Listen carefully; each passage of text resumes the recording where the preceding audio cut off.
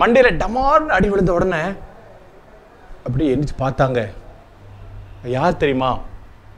நம்பியுடைய மனைவி. நம்பி மண்டையில் ஓங்கி கம்பை வச்சு அடித்தாங்க. யார்? அந்த ஊர்க்காரங்களே அடித்தாங்க. பார்த்தீங்களா? அந்த ஊர்க்காரங்க எல்லாம் சேர்ந்து ஒரு பெண்மணியை ரோட்டில் போட்டு அடின்னு அடித்தாங்க. மண்டையில் அடித்தாங்க, மேலே அடித்தாங்க. நம்ம கத்துறாங்க, ஐயோ ஐயோ அப்படி அலறாங்க. ஆனால் அந்த இரும்பு மனம் கொண்ட மனுஷங்களுக்கு கொஞ்சமும் மனசு மாறலை. நம்பியம்மாளை கல்லால், கம்பால், கம்பிகளால் அடிச்சே கொண்டுட்டாங்க. சிஎம்எஸோட முதல் ரத்த சாட்சி திருப்புளியங்குடி நம்பியம்மாள். இன்றைக்கும் அந்த திருப்புளியங்குடியில் போனீங்கன்னா அந்த இடத்த பார்க்கலாம். அங்கே ஒரு சர்ச் இருக்குது. ரேனியஸ் ஐயா கட்டின 2வது சர்ச்சு திருப்புளியங்குடி தான்.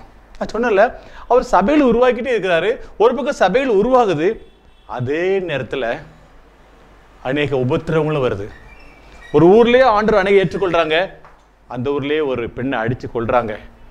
ரேனியஸ் ஐயா ஓயவே இல்லை.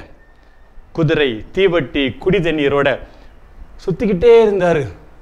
அவர் ஒவ்வொரு நாளும் ஏகப்பட்ட ஊரை கவர் பண்ணார். அவர் அசரவே மாட்டார். திருநெல்வேலி மாவட்டத்தில் எனக்கு தெரிஞ்சு அவர் கால் பதிக்காத இடமே கிடையாது. அவர் எங்கெல்லாம் காலை வச்சாரோ அங்கே ஒரு சர்ச்சை கட்டுவார். எங்கெல்லாம் காலை வச்சாரோ அது பக்கத்தில் ஸ்கூலை கட்டுவார். சர்ச்சு ஸ்கூலு முழுக்க முழுக்க அவர் கட்டிக்கிட்டே இருந்தார். அதே நேரத்தில் பிரச்சனைகளும் தொடர்ந்து வந்துக்கிட்டே இருந்தது. திருப்புளியங்குடியில் எப்படி ஒரு அம்மா அடித்து கொண்டாங்களோ அதே மாதிரி பல இடங்களில் உபத்திரவங்கள் வந்துக்கிட்டே இருந்தது. அநேகர் காயப்பட்டாங்க, அநேகர் வீடுகளில் தீ வச்சுட்டாங்க, அநேகர் ஊரை விட்டு விரட்டிட்டாங்க. ரேனியஸ் ரொம்ப மனசு உடைஞ்சாரு. ஆனாலும் தளரலை. அவர் பண்ண பிரசங்கத்தெல்லாம் கேட்டிங்கன்னா, அவர் பண்ண ட்ராவெல்லாம் கேட்டால் நமக்கே அதிர்ச்சி ஆகும். பாருங்களேன், சாயங்காலம் அரிக்கேசவன் நல்லூர் சுவிசேஷம் சொல்கிறாரு. அன்னைக்கு சாயங்காலமே பாப்பாக்குடியிலிருந்து புதுப்பட்டி வழியாக மறுநாள் ஆலங்குளத்துக்கு வந்து சேர்றாரு. அன்னைக்கு சாயங்காலம் ஆண்டிப்பட்டியிலையும் நாகல்குளத்திலையும் செய்தி அறிவிக்கிறார். வருங்கோபத்துக்கு தப்பித்துக் கொள்ளுங்கள் சொல்லி எச்சரித்தார். கொண்டவெளி நாடானோர் அப்படிங்கிற ஊருக்கு போய் அங்கே சர்க்குணம் அப்படிங்கிற ஐயா வீட்டில் இருந்து அங்கே தங்கிட்டு மறுநாள் தென்காசி போய் சேர்ந்தார். அந்த நாள் பூரா பல இடங்களில் இந்து, முஸ்லீம், ரோமன் கத்தோலிக்க அநேக மற்றவங்களுக்கு இயேசு அறிவித்தார். அடுத்த நாள் கடலூர் வந்தார். அங்கேயும் சாயங்கால சொக்கம்பட்டி, மறுநாள் புளியங்குடியிலையும் ஏராளமான மக்களுக்கு சுவிசேஷம் சொன்னார். அங்கிருந்து சங்கர் நயினார் கோயில் வந்தார். அங்கே ஊழியர் ரொம்ப சிறப்பாக இருந்தது. அடுத்த நாள் திருவேங்கடத்தில் பிரசங்கம் பண்ணிட்டு செவல்பட்டியில் ஜமீன்தாரால் வரவேற்கப்பட்டார். சிவகாசிக்கு போனார். அன்னைக்கு பகல் ரெஸ்ட் எடுத்துட்டு சாயங்காலம் அவர் சிவகாசியில் ஒரு கோயிலுக்கு முன்னால் நின்று பிரசங்கம் பண்ணார். அவர் சிவகாசியில் அந்த கோயிலுக்கு முன்னால் பிரசங்கம் பண்ணால அப்படி பிரசங்கம் கேட்கும் பொழுது உயரம் எடுத்து உட்காந்து அந்த பையன் டப்புனு கீழே விழுந்து இறந்து போயிட்டான். எல்லாரும் பதறினாங்க. ரேனியஸ் போய் அந்த பையனுக்காக ஜெபம் பண்ணி அந்த பையனை உயிரோடு எழுப்பினார்.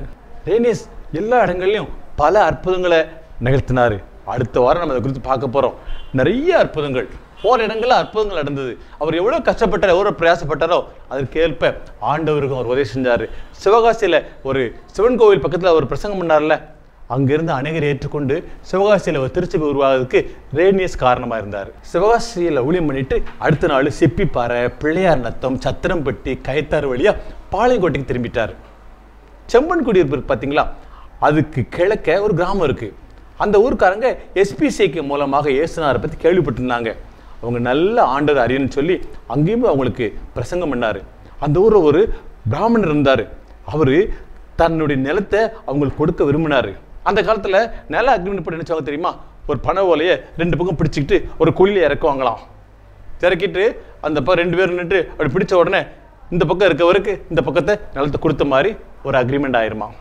அந்த மாதிரி அந்த நிலத்தை ரேனியஸ் மிஷனுக்கு என்று முடித்தார். ஒரு பிரமத மனிதர் ஆண்டவருடைய அன்பினால் ஈர்க்கப்பட்டு அவ்வளோ பெரிய இடத்தை அவருக்காக கொடுத்தார்.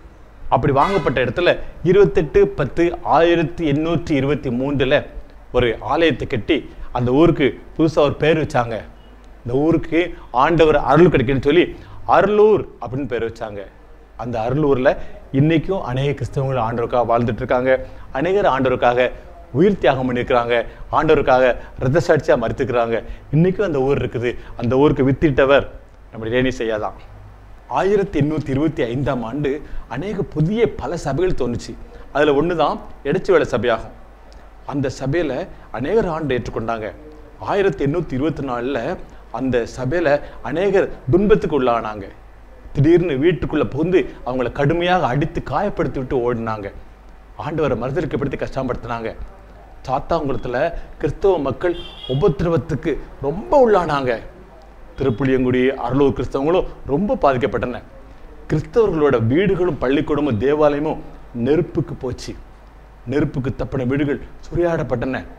ஒவ்வொருத்தரும் அடி தாங்க முடியாம ஓடி போனாங்க.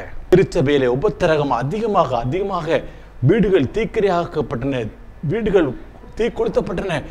மக்கள் அடி தாங்க முடியாம எங்க ஓடன்னு தவிச்சிட்டு இருந்தாங்க. கிறிஸ்தவர்களுக்கு அதிகமான போராட்டங்கள், உபத்திரவங்கள், தொந்தரவுகள் வந்துட்டே இருந்தது. என்ன பண்ணனே சொல்ல முடியல. அடிபடுறவங்க ஒரு விட்டு ஓடிடுவாங்களாம், ஓடியே வருவாங்க. அப்பா மாதிரி ரேனியஸ் இருந்தார். பாளையங்கோட்டுக்கு ஓடி வருவாங்க, அப்பான்னு சொல்லி அவங்க பாதத்தில் விழுவாங்க. அவங்கள ஒரு அடைக்கலமாக காப்பாற்றினார், அவங்களுக்கு ஆதரவாக இருந்தார். இந்த ரேனியஸ் எல்லாருக்கும் ஒரு தகப்பனாக இருந்து அநேக குடும்பங்களை காப்பாற்றினார். ஒரு நாள் ஒரு கிராமத்திலேருந்து ஒருத்தனை அடிக்கிறதுக்கு கொல்லதுக்கு விரட்டினாங்க. அவன் அடி தாங்காம அடி வாங்கிட்ட ஏமா ஏமா ஏமான்னு கத்திட்டு வேகமாக ஓடினான். அவன் ஓடி எங்கே போனான் அடுத்த பகுதியில் பார்க்கலாம்.